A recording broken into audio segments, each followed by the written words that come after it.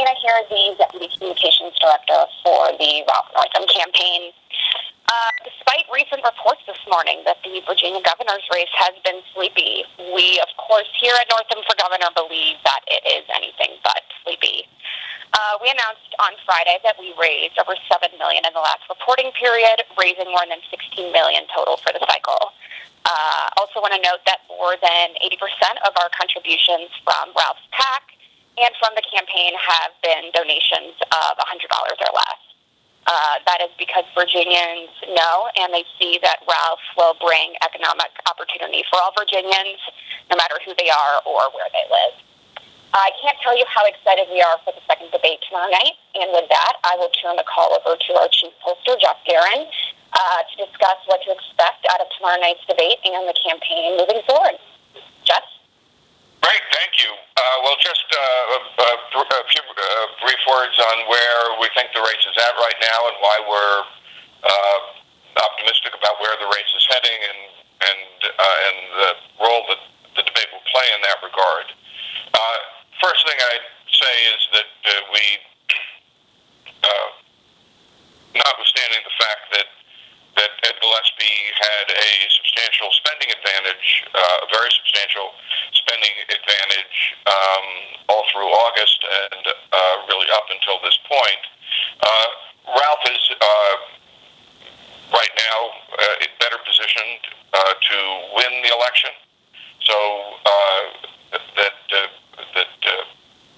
Gillespie's spending advantage has not really amounted to much in terms of providing any real head of steam for Gillespie. We think that we expect this to be a competitive election, of course, but Ralph is much better positioned not only in terms of having an advantage overall, but much greater intensity to his support than Gillespie has by a very considerable margin in ways that we think may end up affecting the turnout in the election. I think part of the reason that Ralph goes into the debate with an advantage tonight and it is the fundamental contrast on a personal level between the two of them is very important and plays very much to Ralph's advantage. The fact that Ralph is a doctor, and both an Army doctor and a pediatric neurologist who volunteer director of pediatric hospice, a children's hospice, is very compelling and compares exceedingly well to somebody whose background is as a Washington, D.C. corporate lobbyist. That contrast is becoming established in voters' minds, particularly in terms of Ralph's background, which evoke extremely positive feelings about Dr. Northam, and in some ways provide a shield against the negative campaigning that Gillespie and his allies have engaged in. Gillespie's role as a lobbyist is, when people learn about it, is obnoxious to voters in Virginia, not only because of people's attitudes toward Washington, D.C. lobbyists and the impact that they have on what's happening in Congress and in Washington, but because of the types of clients who Gillespie has represented, including student lenders who tried to keep interest rates high, and of course Enron. That piece of the personal contrast is also mirrored by the kind of backdrop of the election in terms of this being the first gubernatorial election anywhere with Donald Trump as president. those of you who followed Virginia politics in the past, that has often had the people's reaction to the incumbent president has often had a profound effect on races.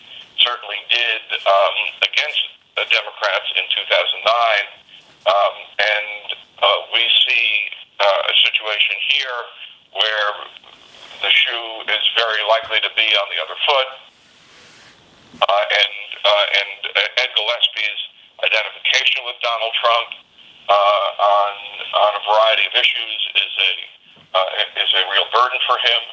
When we ask voters whether they want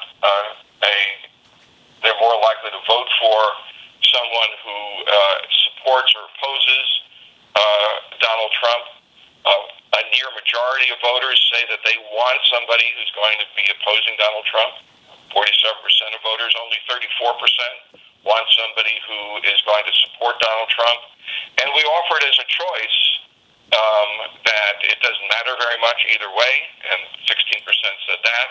But the fact that by 47 to 34 is that Virginians are looking for someone who will stand up to Donald Trump provides Ralph with a very important advantage in this race, and as I said, is a millstone around Ed Gillespie's neck,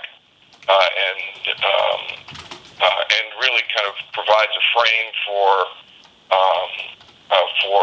many different issues, and so that the combination of not only being a Washington D.C. lobbyist but Donald Trump's lobbyist here in Virginia is a very hard case for Ed Gillespie to prosecute, and the contrasts that come out of all of that, I think, on both the kind of at a high level and with regard to very specific issues, the kinds of things that will be litigated in the debate tonight, I think provide a really important advantage for Dr. Northam as we enter this next phase of the campaign, where Gillespie's financial advantage will start to disappear, and voters will hear at least as much from Ralph, if not more, as they're hearing from the other side of the race. And with that, let me turn things over to Brad Comar, our campaign manager. Thank you, Jeff. So just to reiterate what Jeff said, and then I want to talk about some other things going on in the campaign. The fact that voters are beginning to hear again that Ed Gillespie is a lobbyist is going to bring Donald Trump's dangerous policies into Virginia, like taking away health care and not expanding Medicaid as well, gutting public education, and particularly, who he lobbied for and the values that represented, along with the dangerous policies. Voters don't trust that he's looking out for them. And I think we saw that in the Republican primary, where, he had an incredible resource advantage on Corey Stewart, but Republican primary voters just weren't there for him, and it ended up being, a one-point race that a lot of experts didn't see coming, because voters just didn't trust that he would look out for them. And in terms of his base, I think we all know that Donald Trump had a lot of success with the Republican primary voters on draining the swamp. Well, Ed Gillespie is a swamp monster, and of the swamp. And so he's definitely going to have a hard time building trust, not only with, independent voters, but with his own base. So moving forward in terms of where we've come from and where we're going in this campaign, we believe we have some structural advantages. We have a terrific coordinated campaign.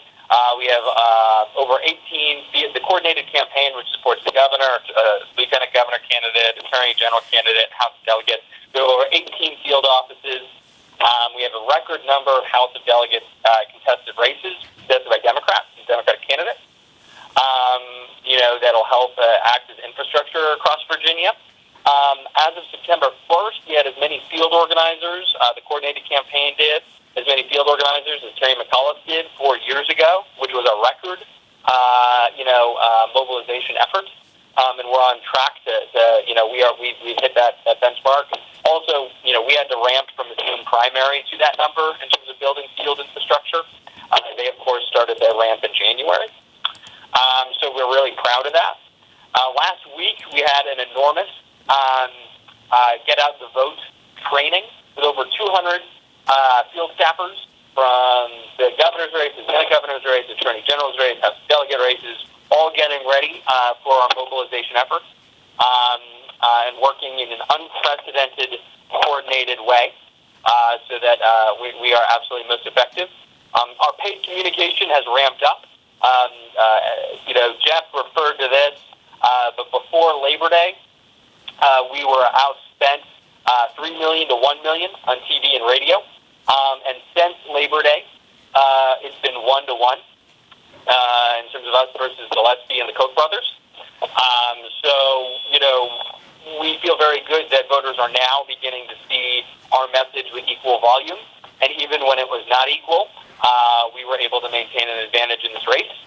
And so we are very much looking forward to now that we are 1-to-1 in paid communication. That we can continue to grow our lead. Look, I think the finance numbers. At the end of June, at the end of the primary, we were at a 2-to-1 cash on hand disadvantage. Right now, we have a 2-to-1 cash on hand advantage. That is significant. That is very, very strong. And we're gonna. So it's not only record volunteerism and record activism and mobilization turnout efforts for Get Out the Vote, but financially, we have been had a lot of success and a ton of grassroots fundraising, as Christina said, under $100, fueling our efforts. So look, we feel good about where we are. This is going to be a close race where we believe and feel optimistic that we have an advantage in a close race. And I think you can see by our Get Out the Vote training numbers that I'm talking to you today and our mobilization efforts, our fundraising numbers, we raised $7.2 million in July and August. At Gillespie raised $3.7 million. That we are running through the tape of this sprint. That this is, that we are taking nothing for granted. But we also, outside of the Democratic enthusiasm, which is important, and the fundraising, particularly grassroots fundraising, which is important, we ultimately feel good about the choice that we present and offer to voters. We have Ed Gillespie, Donald Trump's lobbyist in Virginia, who's going to cut taxes for the wealthy at the expense of education, transportation, and health care. And then we have Ralph Northam, an Army doctor, pediatrician, who's going to improve Virginia's economy through education, skills training, access to health care, and fiscal responsibility. So that's the choice that you're going to see on the debate stage tomorrow, and that you're seeing in our paid communication, and millions of Virginians are seeing on the phone and at the door through our mobilization and our ground game. So with that, I will kick it over back to Christina, who's moderating. Hey, everyone. Great. Thanks so much, Brad, and thank you, Jeff. Folks have any questions, please go ahead and press 1, and I will unmute.